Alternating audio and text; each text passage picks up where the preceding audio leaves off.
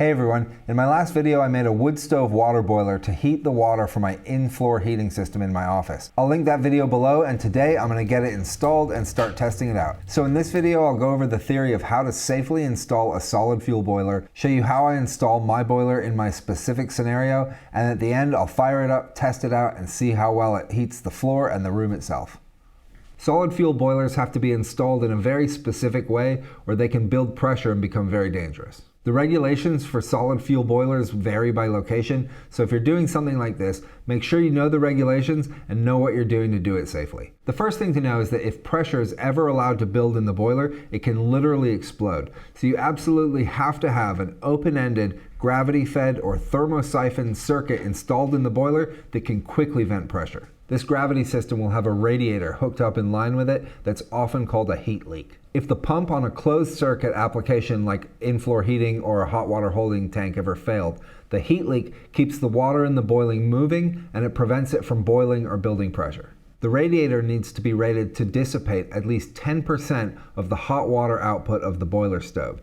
So if you had a boiler rated for 10 kilowatts of hot water, you'd need a radiator rated to at least 1 kilowatt of heat dissipation. The radiator also helps regulate the water temperature, so it's easier to maintain target temperatures for other applications the boiler is being used for. It's common for solid fuel boilers to have two hot outputs at the top and two cold returns on the bottom. And the heat leak occupies one of the hots and one of the colds. So basically, there's a pipe that comes off the hot output vertically and goes up to where it connects to the top of the radiator. And then there's a pipe at the bottom on the other side of the radiator that returns to the cold return of the boiler. The cold water in the system is more dense than the hot water, so it's heavier and sinks down this return pipe and enters the bottom of the boiler. This forces the hot water in the boiler upwards, and as it heats up more and more, it expands and becomes less and less dense, which means it's continually pushed upwards. The hottest water will rise to the top of the boiler cavity, and then it's pushed out into the heat leak circuit and travels up to the top of the radiator. It'll then spread out through the manifold into the different radiator pipes, where it begins to cool off from all the surface area. The longer it's in the radiator, the cooler it gets, and as it cools, it contracts and becomes more dense, which causes it to sink. The cooler water comes back together at the bottom of the manifold and continues to sink down the return pipe to the boiler where it can repeat the cycle. Now, at the top of the radiator, where the hot output pipe is connected to the radiator manifold, there's a T, and the hot pipe continues going up, and this is where the system remains open to prevent pressure buildups. This vent pipe should rise continuously to a point above the water level in the expansion tank where it can turn down and discharge safely into the tank without submerging the end. If there's ever too much water or pressure in the system, especially if the water boils, it can flow up through this vent pipe and release quickly into the tank. And it's always completely unrestricted to make this path quick and easy.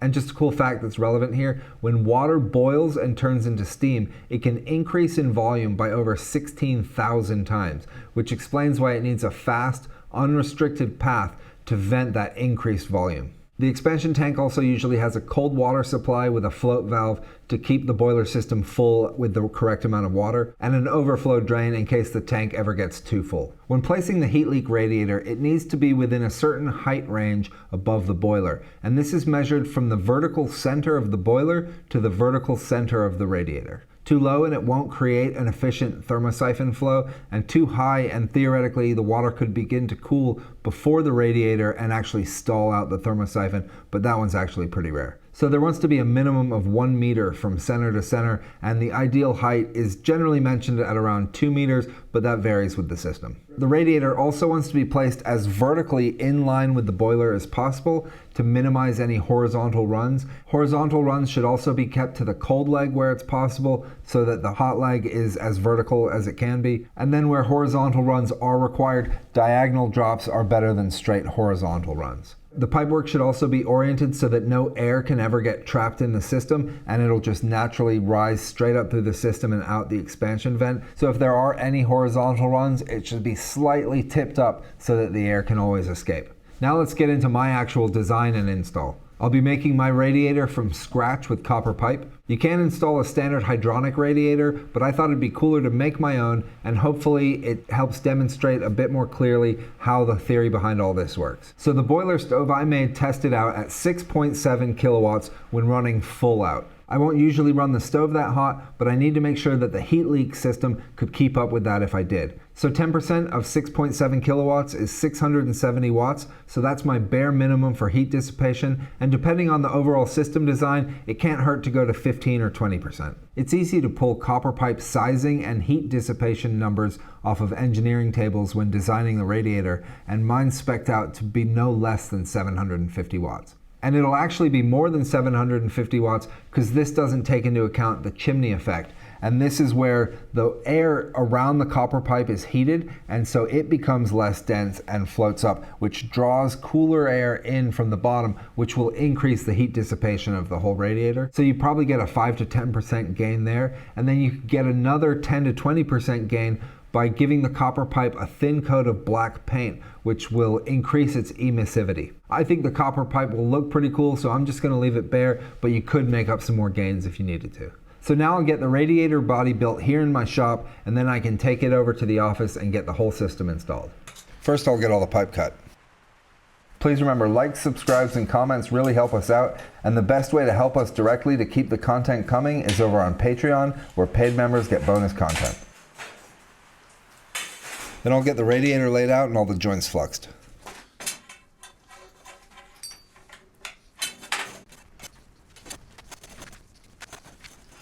And now I'll get all the joints soldered. You'll notice the manifolds on the radiator and the hot and cold legs are a wider diameter pipe because they need to handle more flow volume than the radiator legs or expansion leg.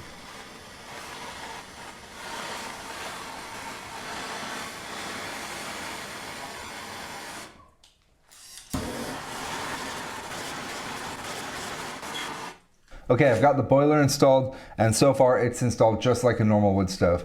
So the next thing I'll do is get the radiator installed. And once these two things are in their permanent location, I can get the rest of the pipework custom cut and fitted. So the reason I'm going with the radiator right here is that the hot will be right in line with the hot here, so it needs minimal lateral movement. And then there's actually a stone shelf right here built into this wall, and I can use that for the expansion reservoir up there. I'll be mounting the radiator with these Munson pipe clamps, and I can just screw them onto a piece of threaded bar that I mount in the wall. I'll locate the radiator where I want it and mark out for the top pipe clamp. And then I can get the top hole drilled. Then I'll just loosely place one of the rods in the hole and use a plumb bob to find plumb for the second hole. I'll drill the hole out, blow it out with air and get it nice and clean, and get the rods installed.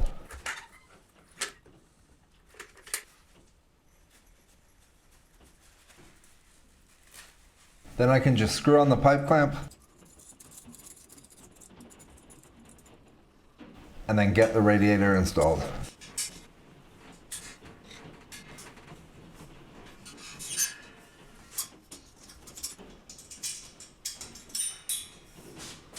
Okay, so the radiator's installed now. It's got a slight tilt up higher on this side than this side, so any air in the manifolds will work its way toward the right and up and out the exhaust over there. And the next thing I'll do is get the hot leg and the cold leg plumbed in directly to the stove. I've got all the pieces fitted for the hot and cold leg. I'll do all the soldering all at once, but the hot leg comes here off the back and immediately hits a 45 and then goes up here to the top of the radiator. And then the cold over here comes down and it's descending the whole time to rejoin back down here. Next, I'm gonna work on the expansion tank, and I'm just gonna put it up here. There's a shelf already in place, and this is a barn office. There's no floor above me or loft space, so I need to fit everything in here, and there's no running water either. So I'm gonna have to rig the system to be a little bit different than normal, but it'll still work essentially the same way. So I'll go get the tank prepped and then bring it back to fit up all this pipework.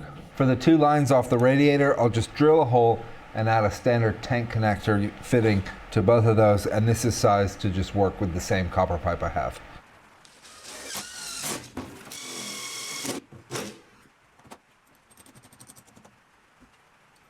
And these are just compression fittings, which will make it easy to install onto the pipe. So the rubber washer on the inside, just seal that up, and then the compression fitting. Typically the system is going to be plumbed up to a water supply line in a house, just to make sure that the system's always topped up and never runs dry.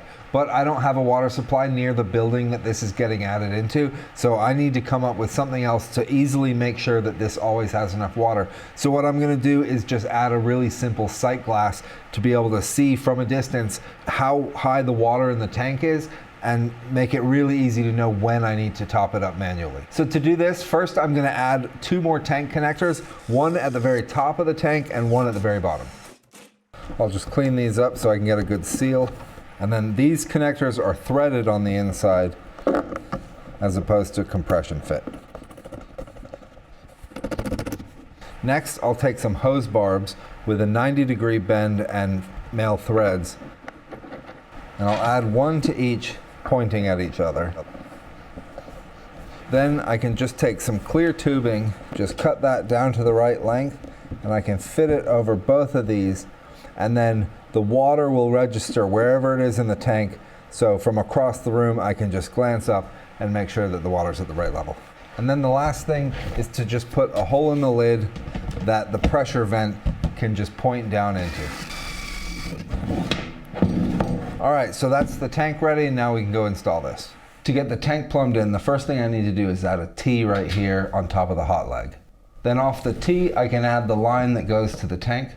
And this line has a one-way check valve here, so water can flow this way, but it can't back up. So water can come out of the tank, come across, and join this up. So if the water level ever falls below that T, then this tank will top up the system. Then off the top of this T, I need the expansion leg that comes and dumps into the top of the tank.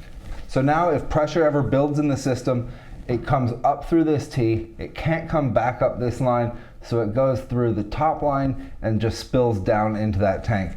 And it's important that the top copper line doesn't go very far down into the tank, because if the pipe coming down into the tank was ever below the water level, it would actually trap air and it wouldn't be an open breathing system. And lastly, I need the drain line that comes off the top of the tank, so if the tank ever gets too full, it'll just drain outside.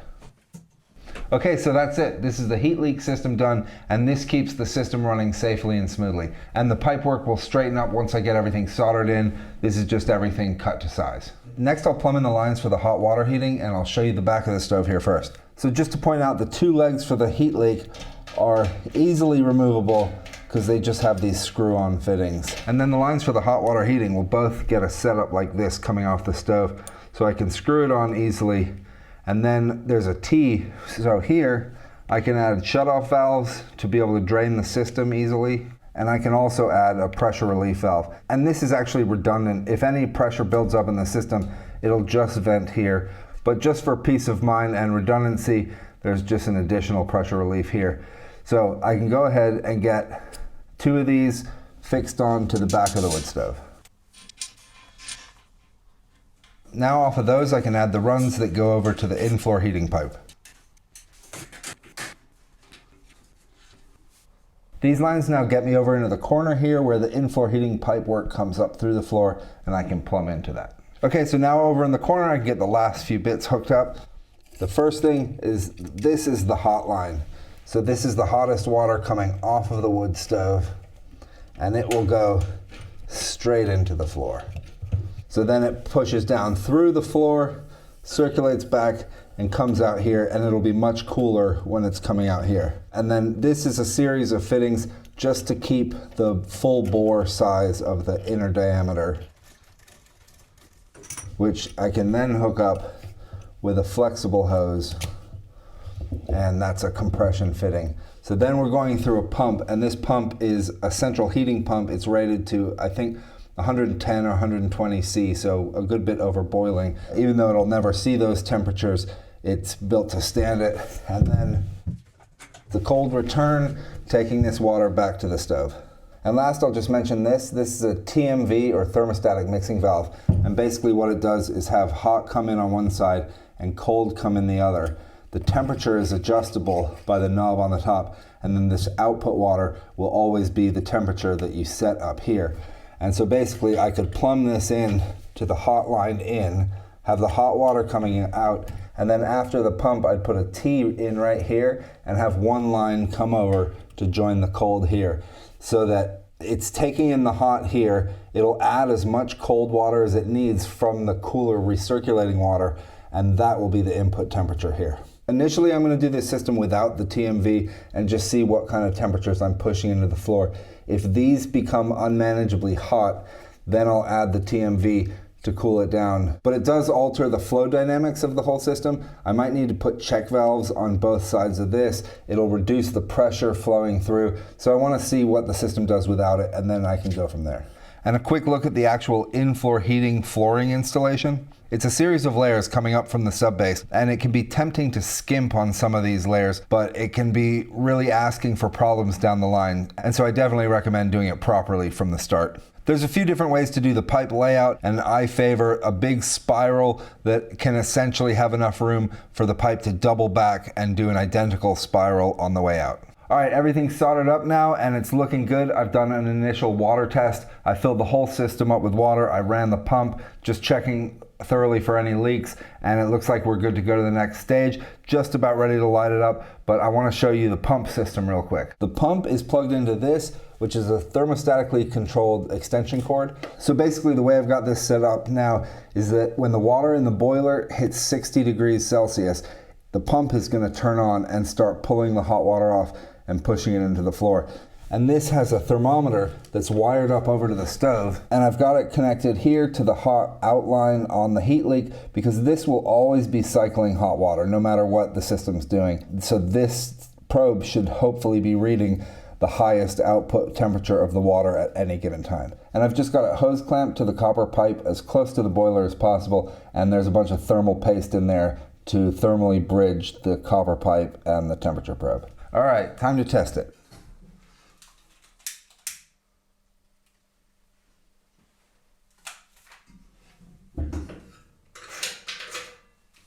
The starting temperature of the floor is 58 Fahrenheit or 14.5 Celsius. I've covered the radiator with masking tape just because it'll help me get a good thermal image to show the heat leak actually working. So hopefully that works out and I can show it to you now. Here you can see the heat rising up the hot leg, spreading out through the manifold, and the radiator is actually working really uniformly. I'm super impressed with how well it's actually spreading the heat out equally.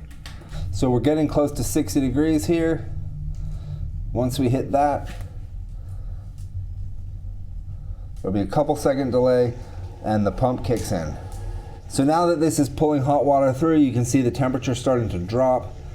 This will go back down below 60. The pump will turn off so that the boiler has a chance to catch back up.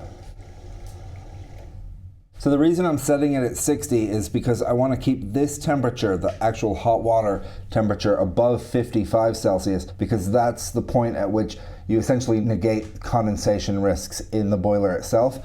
And then I don't want to be putting hot water that's too hot into the floor that could potentially damage the floor. So I want to keep that under 70 degrees for sure. And this is where you might get into the thermostatic mixing valve here. As you can see, it really rides the line between basically 59 and 64, and it just fluctuates back and forth between that. All right, I've had it running for about 5 hours now, and this thing is working really well. The floor is up to 93 degrees or 34°C. The whole space feels great. What I want to know now is what it feels like in the morning after it hasn't been running all night. The room used to lose a lot of heat overnight, and my hope here is that with the floor nice and hot, the walls warming up, I'll be able to come in and it'll still be pretty nice the next morning. Okay, it's the next day and the system worked amazingly. Everything worked exactly how it's supposed to, and so now I can throw the finishing touches on it and go over the results. So in this corner, I'm just gonna cover the pump with this bench. So I have easy access to it, but it's hidden away. Now I know the plumbing is finalized. I'm going to add this central heating inhibitor, and this basically creates a film on the inside of all the pipework and the boiler that prevents corrosion. This is really important stuff to add once you know everything checks out. And I was able to mark a minimum line on the tank, so I know that I just have to top it up when the water gets below this, and I basically can't overfill it because it will just drain off. Okay, so going over the trial run results from the beginning. After lighting the fire, it only took the boiler a little over 5 minutes to get the water heated over 55 Celsius. And that's important because above 55 degrees is where you limit the condensation risk. So the faster you can get up over 55, the better. The water circulated through the heat leak really well. You could see right at the beginning, it didn't take long for the hot water to be coming through and recycling. I also took a bunch of temperature measurements through the whole run, and the hot output on the heat leak was consistently right around 62 degrees, and the cold return was around 49 degrees Celsius. So the radiator was dissipating 13 degrees between the hot leg and the cold leg. So this is really good. It's dissipating a lot of heat, it's keeping the water flowing, and it's gonna make it much harder for the boiler to overheat. Then for the in-floor system, it started pumping the hot water into the floor pretty quickly. It did say take an hour or two to get any real noticeable results, but once it had been running a few hours, the whole floor was uniformly just really starting to come up to temperature, and it only took about 5 hours to get the whole floor up to about 95 degrees, which is about as hot as you possibly want to take it. The heat felt amazing. It was really uniform throughout the room. With the old wood stove, it used to be much hotter on one side of the room than the other, and the walls used to stay really chilly, but even still now, the walls are much warmer than they would normally be. So it's a really nice heat that you feel just coming up through your feet and just warms you to the core and really warms the whole room. The high temp outside is around 50 degrees recently. It's been about 14 or 15 hours since the boiler stopped running. It's still 77 degrees in here. The floor is still really nice and warm. So I think one firing for 3 or 4 hours each day, and I'll just keep this office space nice and warm. So overall, I couldn't be happier with this system. It's really cool old technology, and it's really fun to build it and bring it to life. And it's just amazing as a heating system. I hope you really enjoyed the series. This one was really fun to make. Thanks for watching, and take care.